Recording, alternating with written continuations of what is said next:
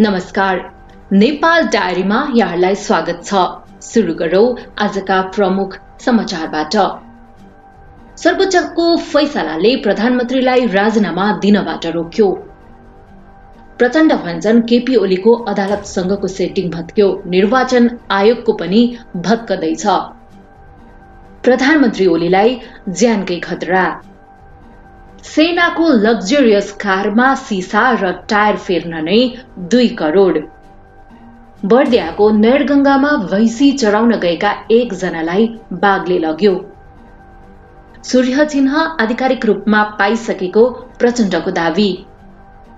नेकपा विवादबारे 2 दिनभित्र निर्णय गर्ने तयारीमा निर्वाचन आयोग।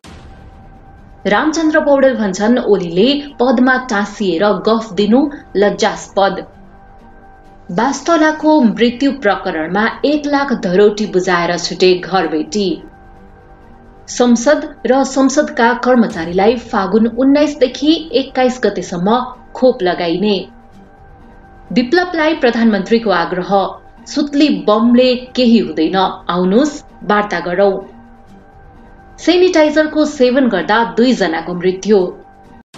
कोटेश्वरमा श्रीमानले ऋण तिरेकै दिन श्रीमतीले लुटिन् सहकारी। 1 रुपैयाँको सिक्का बनाउन 2 रुपैयाँ 42 पैसा लागत। पोल्याण्डको कम्पनीले पायो टेन्डर। म्यानमारमा सुकीमाथि चलाइयो नयाँ मुद्दा। यो सँगै अब सुरु गरौं समाचार विस्तारमा। सरकारका प्रवक्ता एवं संचार तथा सूचना प्रविधि मन्त्री पर्वत गुरुङले प्रधानमन्त्रीलाई राजीनामा दिनबाट रोकेको बताउनु भएको छ। सोमबार मन्त्रालयमा आयोजित पत्रकार सम्मेलनमा मन्त्री गुरुङले राजीनामाबाट रोक्ने काम सर्वोच्चको फैसलाबाट भएको दावी गर्दै प्रधानमन्त्री ओलीले राजीनामा नगर्ने स्पष्ट पार्नु भएको हो। प्रतिनिधि सभाको बैठक आह्वान भइसकेकाले संसदीय प्रक्रियाबाट प्रधानमन्त्री अघि बढ्ने उहाँले स्पष्ट पार्नुभयो। उहाँले भन्नुभयो 2070 फागुन 11 गतेको सर्वोच्च अदालतको परम आदेशले सम्माननीय प्रधानमन्त्री केपी शर्मा ओलीलाई राजीनामा दिनबाट रोकेको छ। बहुमत प्राप्त प्रधानमन्त्रीले राज्य सञ्चालन गर्न संवैधानिक र नैतिकताको विषय भएको फैसला गरेको छ। आफू नागरिकको प्रतिनिधित्व गर्दै सरकार बनाउने प्रतिबद्धताका साथ चुनावमा भाग लिई जनप्रतिनिधिको रूपमा चुनिएर जाँदा यस्ता जनप्रतिनिधिहरूको दलले संसदमा बहुमत प्राप्त गरेको अवस्थामा यस्तो बहुमत प्राप्त संसदीय दलको नेतासँग सरकार बनाउने र राज्य सञ्चालन गर्ने बाहेक अन्य कुनै संवैधानिक विकल्प नै रहँदैन। चुनावमा नागरिकबाट बहुमत प्राप्त गरेपछि संसदीय दलको नेता चयन गरी प्रधानमन्त्री दिनु यस्तो संसदीय दल र दलका प्रत्येक निर्वाचित जनप्रतिनिधिको संवैधानिक कर्तव्य नै हुन जान्छ भने संसदीय दलको नेताको हिसाबले नियुक्ति भएका प्रधानमन्त्री तथा मन्त्री परिषद संसदप्रति उत्तरदायी भई राज्य सञ्चालन गर्नु संवैधानिक नैतिकताको विषय पनि हो भन्ने यो सर्वोच्च अदालतको फैसला हो। त्यसैले सर्वोच्चको फैसलाले नै प्रधानमन्त्री केपी शर्मा ओलीले अहिले संवैधानिक हिसाबले नैतिकताको हिसाबले जिम्मेवारीबाट भाग्न पाइँदैन। मन्त्री गुरुङले प्रधानमन्त्री ओली नैतिकताको हिसाबले पनि राजीनामा गरेर भाग्न नपाउने तर्क गर्नुभयो। उहाँले प्रधानमन्त्रीको राजीनामा माग्नेहरूलाई आफ्नो राजनीतिक पृष्ठभूमि हेरेर राजनीतिबाट नै सन्यास लिन पनि सुझाव दिनुभयो। उहाँले भन्नुभयो प्रधानमन्त्रीले नैतिकताको आधारमा राजीनामा दिनुपर्छ भन्ने आवाज सुनिरहेका छौं। प्रधानमन्त्रीले राजीनामा दिनुहुन्न भन्ने सर्वोच्च अदालतको फैसलाले नै भनेको छ। प्रधानमन्त्रीलाई नैतिकताको पाठ सिकाउनेहरूलाई कुन धरातलबाट उभिएको छु भन्ने कुरा एकपटक फर्केर हेर्ने हो भने उहाँहरूले राजनीतिक ढंगबाट सन्यास लिदा हुन्छ। नेकपा दाहाल नेपाल समूहका अध्यक्ष पुष्पकमल दाहालले प्रधानमन्त्री केपी शर्मा ओलीको अदालतसँगको सेटिङ भत्किएको र निर्वाचन आयोगको पनि भत्कने प्रक्रियामा रहेको बताएका छन्। सोमबार पेशागत महासंघको एकता घोषणा सभालाई सम्बोधन गर्दै दाहालले पार्टीको आधिकारिकता आफ्नो समूहले पाउने दावी गरे। मैले भनेको थिएँ सर्वोच्चले फैसला जनताको पक्षमा नै गर्छ, अर्को हुनै सक्दैन भनेर सार्वजनिक मञ्चबाट भन्ने गर्थे। मैले कुनै सेटिङ गरेर भनेको होइन। अहिले पनि निर्वाचन आयोगसँग भएको पटक पटक छलफल जनभावना र राजनीतिक दल सम्बन्धी यिनका आधारमा भन्छु। उनले भने पार्टीको मान्यता हामीलाई नै आइसक्यो, सूर्य चिन्ह हामीले पाइ नै सक्यौं, अब खाली घोषणा हुन बाँकी छ। ओलीप्रति आक्रामक देखिएका दाहालले भने अब अर्को सेटिङ पनि भत्कदैछ, निर्वाचन आयोगवाला सेटिङ। निर्वाचन आयोगका आयुक्तहरू नेपाल कम्युनिस्ट पार्टीको आधिकारिकता विवाद टुङ्गाउने बारे छलफलमा जुटेका छन्। आयोग स्रोतका अनुसार आइतबार र सोमबार आयुक्तहरू नेकपा विवाद बारे छलफल चलिरहेको छ। प्रचण्ड नेपाल समूहका आधिकारिकता दावी गरेको 1 महिना पुग्न लाग्दा आयोगले निर्णय गर्ने तयारी गरेको हो। प्रचण्ड नेपाल समूहले गत माघ 20 गते राजनीतिक दलको दफा 44 अनुसार आधिकारिकता दावी गरेको थियो। आयोग उक्त समूहले दिएको पत्र अध्ययनमै रहेको जवाफ दिँदै आयोग पन्छिँदै आएको छ। नेकपा विवाद हेर्दै जिम्मेवारी पाएका आयुक्त रामप्रसाद भण्डारीले विवादबारे 2 दिनभित्रै एउटा निर्णयमा जाने जानकारी दिए। निर्वाचन आयुक्तहरूबीच छलफल चलिरहेको छ, आफ्नो धारणा राख्ने काम भइरहेको छ। यस्तै खालको निष्कर्षमा त पुगिसकेका छौं, तर 1-2 दिनभित्रै एउटा निर्णय गर्छौं, भण्डारीले भने। निर्वाचन आयोगको बन्दीबन्दा नयाँ सरकार बन्ने प्रक्रियामा जटिलता थपिएको भन्दै प्रचण्ड नेपाल समूहका नेताहरूले असन्तुष्टि व्यक्त गर्दै आइरहेका छन्। आयोगलाई छिट्टै एउटा निर्णय दिन दबाव पनि बढ्दो छ।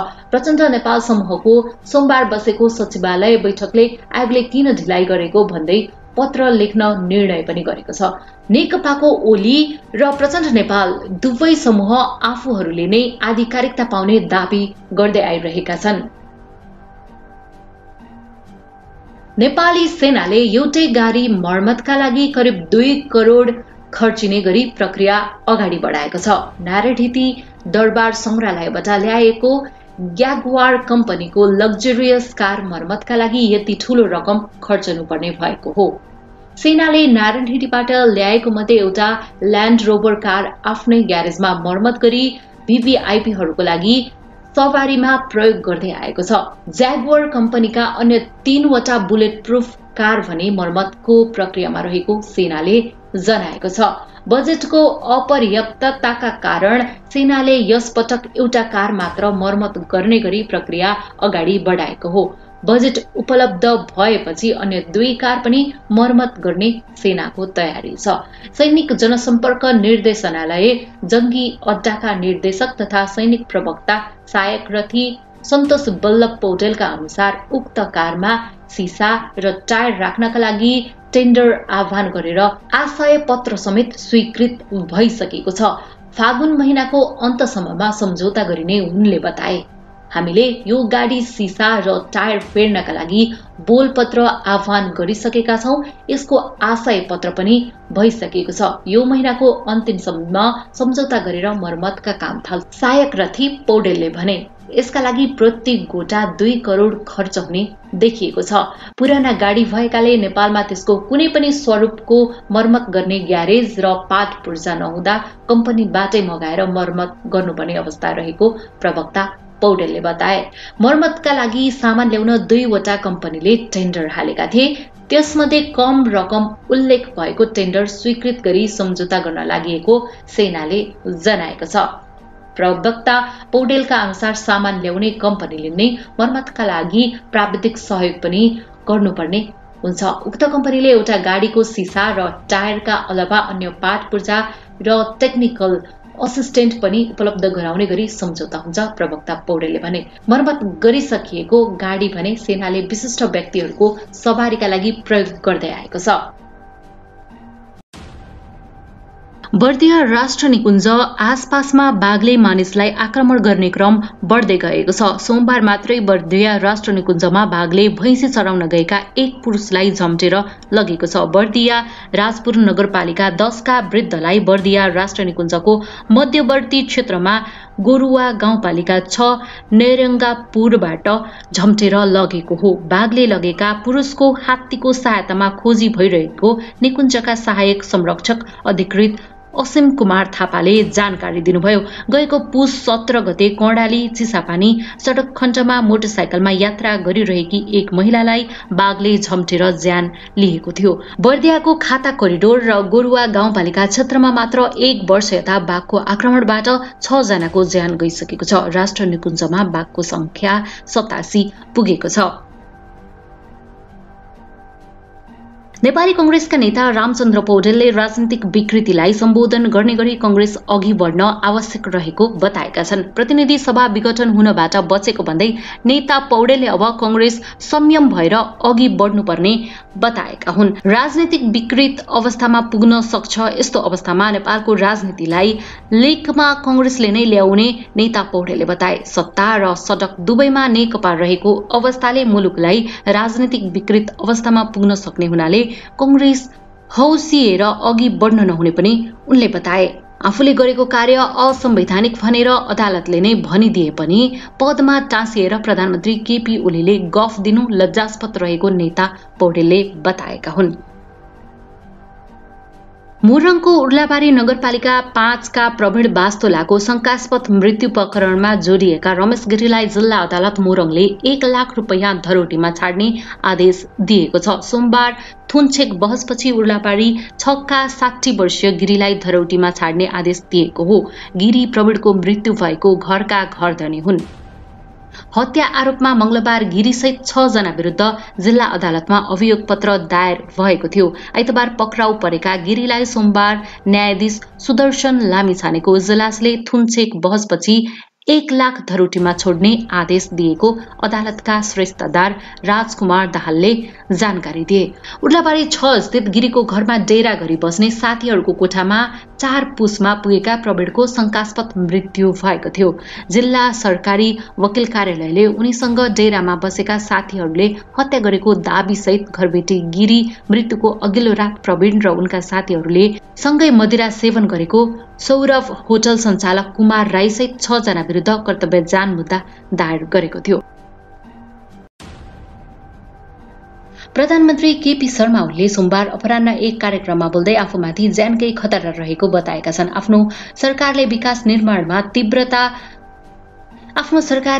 निर्माणमा तीव्र गतिमा काम गरिरहेकाले देशी विदेशी तत्त्वहरू आफूमाथि प्रहार गर्न केन्द्रित रहेको प्रधानमन्त्री ओलीको भनाइ छ। ओलीले भने तपाईहरू अनौठो नमान्नुहोला, यदि ममाथि कुनै शारीरिक हमला नै भयो वा मेरो ज्यान तलमाथि भइहाल्यो भने पनि कुनै अनौठो नमान्नुहोला। पार्टीको नेतृत्वमा रहेर पार्टीलाई अघि बढाइरहेको सरकार प्रभावकारी र गतिशील ढंगले सञ्चालन गरिरहेको र विकास निर्माणका कामहरूले गति लिइरहेको हुनाले आफूमाथि प्रहार केन्द्रित भएको प्रधानमन्त्री ओलीको भनाइ छ। प्रधानमन्त्री ओलीले भने जस्तो उनको सुरक्षा खतरा बढेको हो, यो निकै गम्भीर कुरा हो। गृहमन्त्रीले राष्ट्रपति, प्रधानमन्त्री, मन्त्रीहरू र अन्य केही उच्च पदस्थहरूको सुरक्षा बढाएको छ। साथै प्रधानमन्त्री ओलीमाथि ज्यानकै खतरा हुने गरी सुरक्षा जोखिम छ। पछिल्लो समय चरणबद्ध रूपमा भइरहेको राजनीतिक परिवर्तनको विश्लेषण गर्दै सुरक्षा निकायहरूले त्यही अनुसार सतर्कता अपनाएका छन्। नेपाली सेनाका एक उच्च अधिकारीका अनुसार प्रधानमन्त्रीमाथिको सुरक्षा थ्रेट खतराको सूक्ष्म विश्लेषण गर्दै उनका निर्धारित कार्यक्रमहरूको सूची हेरेर तत्काल सुरक्षा योजना बनाई कार्यान्वयन हुने गरेको जनाएका छन्। गृह मन्त्रालयका एक अधिकारीले प्रधानमन्त्रीको सुरक्षा व्यवस्था बलियो रहेको बताए। खबर वाहकसँग कुरा गर्दै गृह मन्त्रालयका प्रवक्ता चक्र बहादुर बुटाले भने राजनीतिक हिसाबमा बोल्नु भएको हुन सक्छ। प्रधानमन्त्री भनेको देशको अति विशिष्ट व्यक्ति हुनुहुन्छ, उहाँको सुरक्षामा कुनै किसिमको समस्या नहुने गरी व्यवस्था गरिएको हुन्छ। हामीले उचित सुरक्षा व्यवस्था मिलाएका हुन्छौं, सुरक्षा निकायसँग समन्वय गरेका हुन्छौं। नेपाली सेनाका प्रवक्ता सन्तोष बल्लभ पौड्यालले प्रधानमन्त्रीले बोलेको कुरामा आफूले प्रतिक्रिया दिन नमिल्ने बताएका छन्। खबर वाहकहरूसँग कुरा गर्दै उहाँले भने उहाँको भनाइमा मैले कमेन्ट गर्न मिल्दैन। नेपाली सेनाले विशिष्ट व्यक्तिहरूको सुरक्षा व्यवस्थापन कार्यविधि 2077 अनुसार अति विशिष्ट र विशिष्ट व्यक्तिलाई सुरक्षा व्यवस्था गर्दै आएको छ। उनका अनुसार सेनाले सुरक्षा खतराको आंकलन गर्दै अन्य निकायसँग पनि समन्वय गरेर आवश्यक पर्ने सुरक्षा व्यवस्था मिलाउने गरेको छ। नेपालका प्रहरी प्रवक्ता एसपी वसन्त बहादुर कुँवरका अनुसार गृह मन्त्रालयले तयार गरेको कार्यविधि अनुसार प्रधानमन्त्रीको सुरक्षामा प्रहरी परिचालन हुने गरेको बताएका छन्। उनले भने वर्तमान अवस्थाको मूल्याङ्कन गर्दै सुरक्षा चुनौती सामना गर्न सोही अनुरूप नै सुरक्षा व्यवस्था मिलाइएको छ। सुरक्षा संवेदनशीलताप्रति प्रहरी कटिबद्ध छ। संघीय संसदका प्रतिनिधि सभा र राष्ट्रिय सभाका संसदहरूले कोरोना भाइरस विरुद्धको खोप पाउने भएका छन्। संसद सचिवालयले स्वास्थ्य सेवा विभागको बाल स्वास्थ्य तथा खोप शाखालाई खोप लगाउने संसद तथा संसदका कर्मचारीहरूको विवरण समेत पठाइसकेको छ। शाखाका प्रमुख डाक्टर झलक शर्मा गौतमले संसद सचिवालयबाट खोप लगाउन 1500 जनाको विवरण प्राप्त भइसकेको पनि जानकारी दिए। हिजो नै संसद सचिवालयलाई खोप लगाउनको विवरण माग गरेका थियौं। डाक्टर गौतमले भने खोप लगाउने संसद तथा कर्मचारीहरू 1500 जना हुनुहुन्छ भन्ने जानकारी प्राप्त भयो। डाक्टर गौतमका अनुसार संसद तथा कर्मचारीहरूलाई फागुन 19, 20 र 21 गते बानेश्वर स्थित निजामती अस्पतालमा खोप लगाउने तयारी गरिएको छ। उनका अनुसार संसद तथा कर्मचारीका लागि निजामती अस्पतालमा 19 देखि 21 गतेसम्म बिहान 10 बजेदेखि दिउँसो 4 बजेसम्म खोप कार्यक्रम सञ्चालन हुनेछ।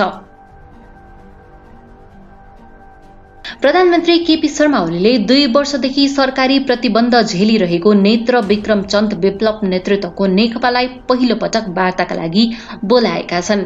2075 फागुनदेखि प्रतिबन्ध लगाएर धरपकड गरिरहेका ओलीले पहिलो पटक विप्लवको नामै लिएर शान्ति प्रक्रियामा फर्कन आह्वान गरेका हुन्। पोखरामा आयोजित ओली समूहको गण्डकी प्रदेश स्तरीय भेला तथा प्रशिक्षण कार्यक्रमलाई सोमबार सम्बोधन गर्दै उनले विप्लवलाई गलत बाटो छाड्न अपील गरेका हुन्। विप्लवलाई म यहाँबाट भन्छु, उहाँहरू हिँडेको बाटो काम छैन, यो बाटोले केही पुर्याउँदैन। ओलीले भने शान्तिपूर्ण बाटोमा आउनुस्, सुत्ली बम पट्काएर काम छैन, देश बनाउने अभियानमा लागौं, किन तर्साउने काम गर्नुहुन्छ। ओलीले आफू विप्लवसँग वार्ताका लागि तयार भएको बताए। सरकार तपाईसँग वार्ता गर्न तयार छ, आउनुस् वार्तामा बसौं। उनले भने म चाहन्छु तपाईसँगै छिट्टै वार्ता हुनेछ। पुष्पकमल दाहाल प्रचण्ड र माधव कुमार नेपालसँग विवाद बढ्दै गइरहेका बेला ओलीले पहिलो पटक सार्वजनिक मञ्चबाट विप्लवलाई वार्तामा बोलाएका हुन्। विप्लव प्रचण्ड बाबुराम भट्टराईले चलाएको जनयुद्धका एक कमान्डर थिए, तर माओवादी शान्ति प्रक्रियामा आएसँगै प्रचण्डलाई छोडेर मोहन वैद्यतिर लागेका उनी अहिले भूमिगत अवस्थामा छन्। विराटनगरमा सेनिटाइजर सेवनका कारण 2 जनाको मृत्यु भएको छ। सोमबार विराटनगर स्थित कोशी अस्पतालमा उपचारका क्रममा उनीहरूको मृत्यु भएको हो। मृत्यु हुनेमा मोरङ जहदा गाउँपालिका 4 का 60 वर्षीय दिनेश मण्डल र झापाको शिव 87 नगरपालिका 4 का 65 वर्षीय अम्बिका गिरी छन्। विराटनगर स्थित कोशी अस्पतालमा उपचारका क्रममा उनीहरूको मृत्यु भएको हो। मण्डलले पत्नीसँग विवाद भएपछि सेनिटाइजर सेवन गरेको बताइएको छ। गिरीले भने मदिरा भनेर शनिबार राति सेनिटाइजर सेवन गरेको जिल्ला प्रहरी कार्यालय मोरङले जनाएको छ। काठमाडौँको कोटेश्वर स्थित सौभाग्यशाली बचत तथा ऋण सहकारी संस्था आफ्नै कर्मचारीबाट लुटिएको खुलेको छ। सहकारी लुटमा संलग्न रहेको अभियोगमा प्रहरीले उक्त सहकारीकी लेखापाल सावित्री सुवेदी र उनका श्रीमान कपिल खड्कालाई पक्राउ गरेको हो। उनले श्रीमानसँग मिलेर सहकारीको 17,85,565 रुपियाँ लुटेको काठमाडौँ प्रहरी परिसरका प्रमुख एसपी अशोक सिंहले बताए। गत माघ 25 गते साँझ 5 बजेपछि 26 गते बिहान 7 बजेभित्र उक्त सहकारी लुटिएको भए पनि कर्मचारीले भने 26 गते बिहान कार्यालय पुगेपछि मात्र थाहा पाएका थिए। कार्यालय खुल्लै रहेको देखेपछि कर्मचारीहरूले लुटिएको जानकारी पाएको र त्यसपछि मात्रै प्रहरीलाई खबर गरेका थिए। रकम राख्ने कोठा र दराजको चाबी सहकारीका अध्यक्षसँग मात्र थियो, तर पनि सहकारी तोडफोड नगरी चाबी खोलेरै चोरिएको पाइएपछि प्रहरीले सुरुदेखि नै त्यहाँका कर्मचारीमाथि बढी आशंका गरेको थियो। 25 गते बैंक बन्द भइसकेपछि एक ऋणीले 10 लाख रुपियाँ बुझाएका थिए। उनी सावित्रीकै श्रीमान थिए। बाँकी रकम बजारबाट संकलन भएको थियो। सावित्रीका दम्पतिले भक्तपुरको ठिमीमा घर बनाउँदा सहकारीबाट ऋण लिएका थिए, तर घर बनिसक्दै उक्त ऋण तिर्न सो दिन कपिल सहकारी पुगेका थिए। कपिलले ऋण बुझाएपछि सावित्रीले उक्त रकम निकालेको र उनले पहिले नै नक्कली चाबी तयार पारेको पाइएको छ। सहकारीका अध्यक्षलाई गत कार्तिकमा कोरोना संक्रमण भएको थियो। त्यही बेला सावित्रीले नक्कली चाबी तयार पारेको पाइएको छ। नक्कली चाबी तयार गरेको सहकारीका सञ्चालक र अन्य कर्मचारीलाई थाहा भने थिएन। सहकारीबाट रकम लगिसकेपछि उनीहरूले विभिन्न व्यक्तिलाई राख्न दिएका थिए। उनीहरूले पैसा राख्न दिएका व्यक्तिहरूलाई पैसा राख्न दिएको कुरा नभन्न भनेका थिए। घर आएपछि समस्या भएकाले यो कुरा कतै नभन्नुहोला उनीहरूले भनेका थिए। लामै योजना गरेर लुटेको देखिन्छ। सुरुमा अस्वीकार गरे पनि अहिले उनीहरूले गल्ती स्वीकार गरेको प्रहरीले जनाएको छ। 1 रुपैयाँ दरका 30 करोड सिक्का छपाई तथा आपूर्तिको ठेक्का पोल्यान्डको कम्पनी मेन्निका पोल्साकाले पाएको छ। सिक्का छपाई तथा आपूर्तिका लागि नेपाल राष्ट्र बैंकले आह्वान गरेको बोलपत्रमा यो कम्पनीले 51,15,000 युरो सोमबारको विदेशी मुद्रा विनिमय दर अनुसार 72 करोड 79,66,800 रुपियाँ बराबरको प्रस्ताव हालेको हो। मेन्निका पोकाल्स्का पोल्यान्डको एकमात्र सिक्का छपाई गर्ने कम्पनी हो। यो कम्पनीले 1 रुपैयाँ दरका सिक्काको डिजाइन, निर्माण र आपूर्ति समेत गर्नेछ। यसरी हेर्दा 1 रुपैयाँ दरको सिक्काको लागत प्रति सिक्का 2 रुपैयाँ 42 पैसा बराबर रहने देखिन्छ। म्यानमारकी प्रजातन्त्रवादी नेत्री आङ सान सुकी विरुद्ध नयाँ मुद्दा चलाइएको छ। सोमबार भिडियो लिङ्क मार्फत अदालतमा उपस्थित भएकी सुकीलाई अतिरिक्त फौजदारी मुद्दा लगाइएको हो। म्यानमारमा सेनाले गरेको कुको विरोधमा निरन्तर आन्दोलन भइरहेको अवस्थामा प्रजातन्त्रवादी नेत्रीमाथि अतिरिक्त मुद्दा चलाइएको हो। यसअघि सोमबार म्यानमारमा भएको आन्दोलनमा प्रहरीको गोली लागि 18 प्रदर्शनकारीको ज्यान गएको थियो। सुकीका वकिल मिङमिङले दिएको जानकारी अनुसार सुकी राजधानी स्थित एक अदालतमा भिडियो लिङ्क मार्फत उपस्थित भएकी र उनी स्वस्थ देखिएको बताइएको छ। गत फेब्रुअरी 1 मा हिरासतमा लिएपछि सुकी सार्वजनिक रूपमा देखिएकी छैनन्। यो सँगै आजका लागि यति नै। भोलि पुनः समाचारका साथ उपस्थित हुनेछु भन्दै अहिलेको लागि यहाँहरू माझबाट छुटिन चाहन्छु। हेर्दै गर्नुहोला नेपाल डायरी। हस्त नमस्ते, जय नेपाल।